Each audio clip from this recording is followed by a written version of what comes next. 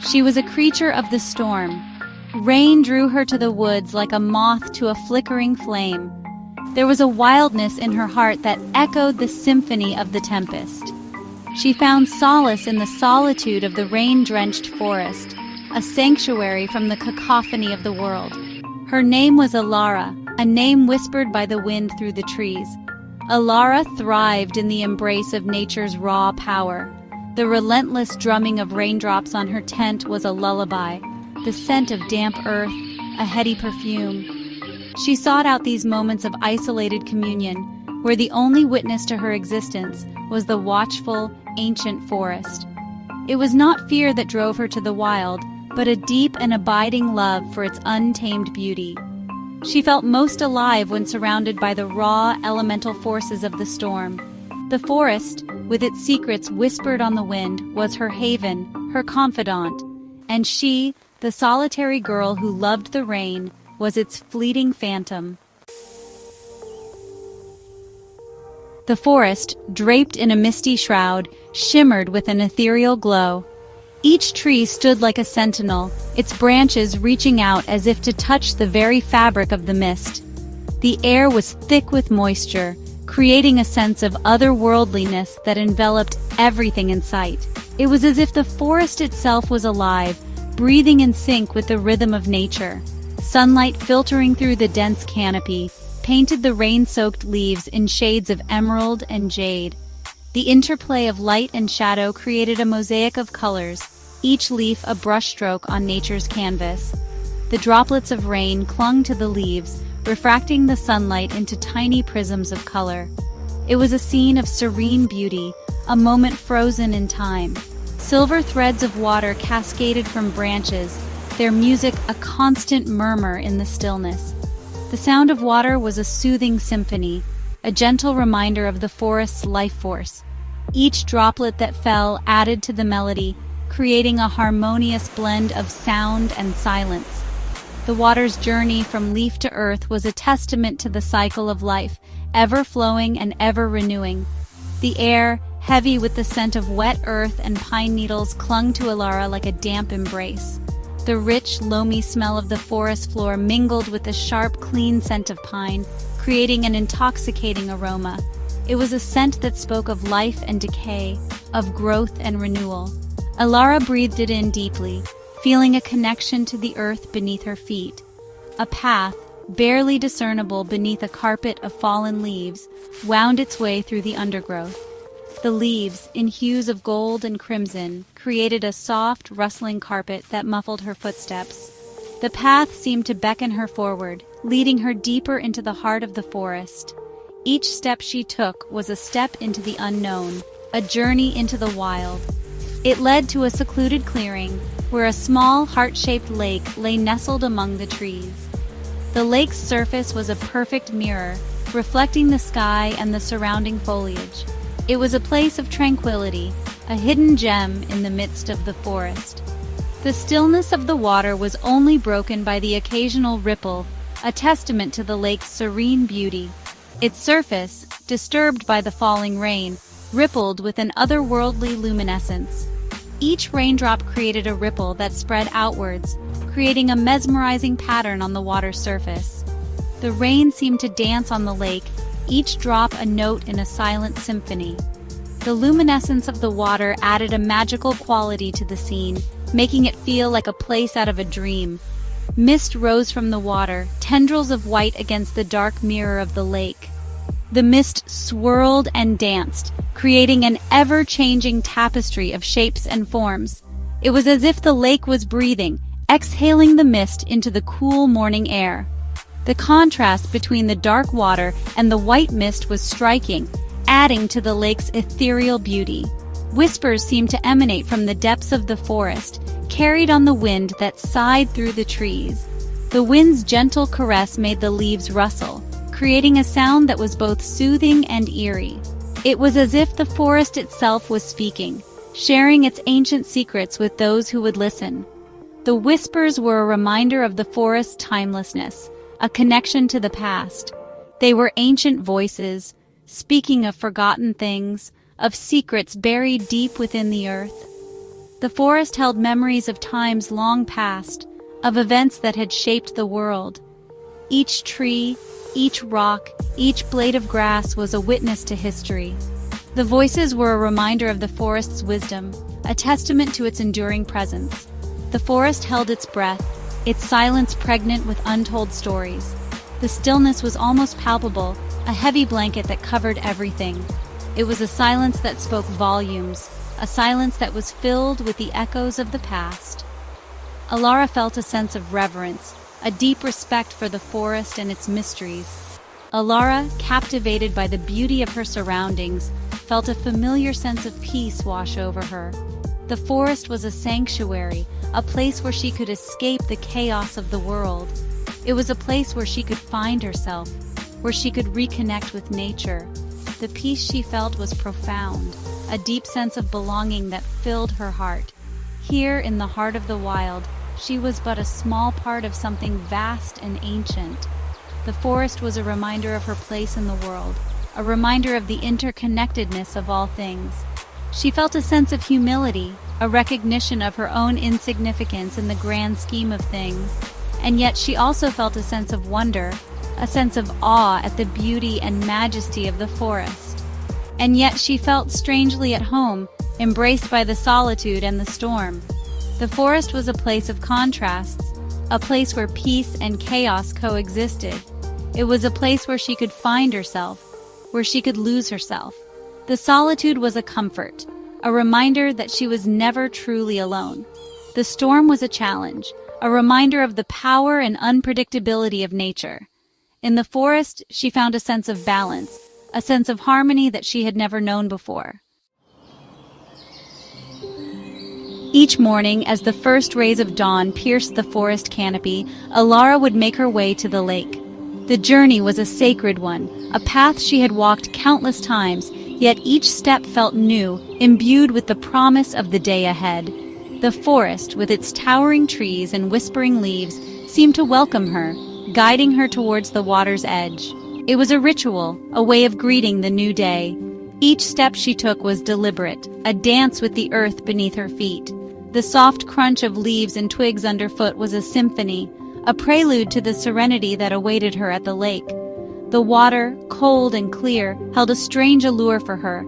It was as if the lake had a soul, a silent guardian of secrets and dreams. The surface, smooth as glass, reflected the sky above, creating a perfect mirror that seemed to bridge the heavens and the earth.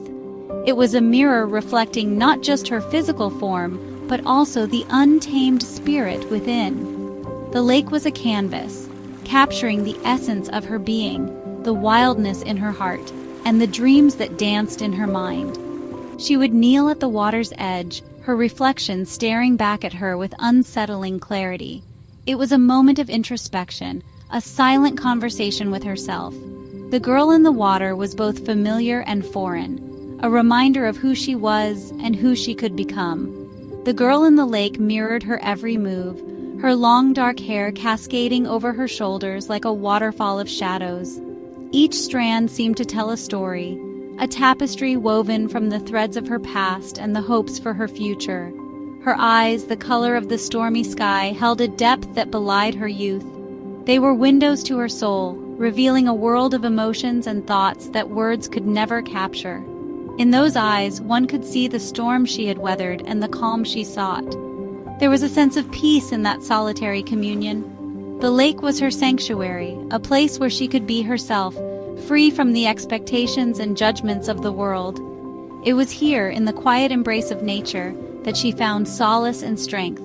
The silence of the forest, broken only by the gentle lapping of water against the shore, was a balm to her soul. Each ripple on the lake's surface was a reminder of the interconnectedness of all things, a dance of water and wind that echoed the rhythms of her own heart. In the reflection of the lake, she saw not just herself, but a reflection of the wildness that surrounded her.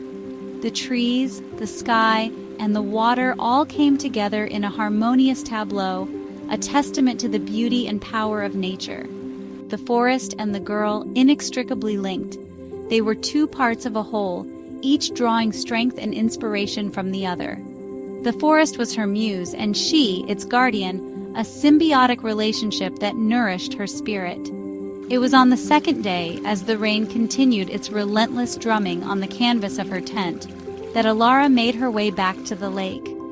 The rain was a cleansing force, washing away the remnants of yesterday and preparing the world for a new beginning. The air was heavy with the scent of ozone and damp earth.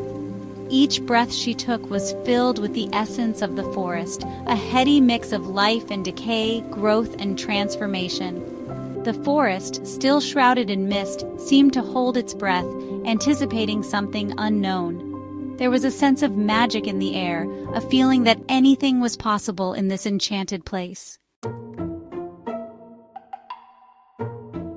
Kneeling at the water's edge, Alara prepared for her daily ritual. The twilight hour had always been her favorite, a time when the world seemed to hold its breath, and the veil between the seen and unseen grew thin. She had performed this ritual countless times, finding solace in the repetitive motions and the quiet communion with nature. Tonight, however, felt different. There was an unsettling stillness in the air, a quiet that seemed to press down on her shoulders like an invisible weight. She looked into the depths of the lake, expecting to see her familiar reflection staring back. But something was different. The water, usually calm and reflective, seemed to ripple with an unnatural energy.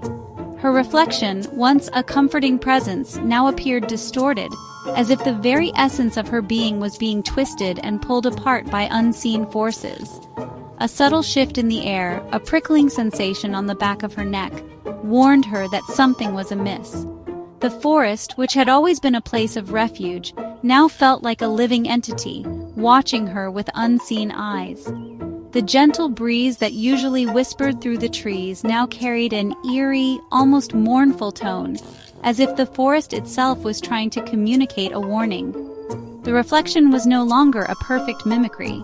It moved with a strange, disjointed fluidity, as though it were a puppet being clumsily manipulated.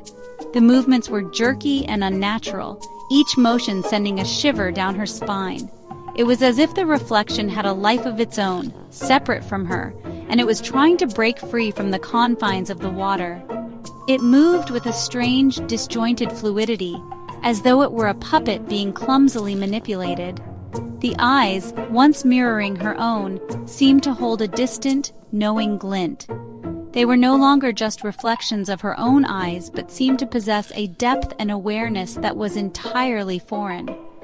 It was as if the reflection was trying to communicate something to her, something that she couldn't quite grasp.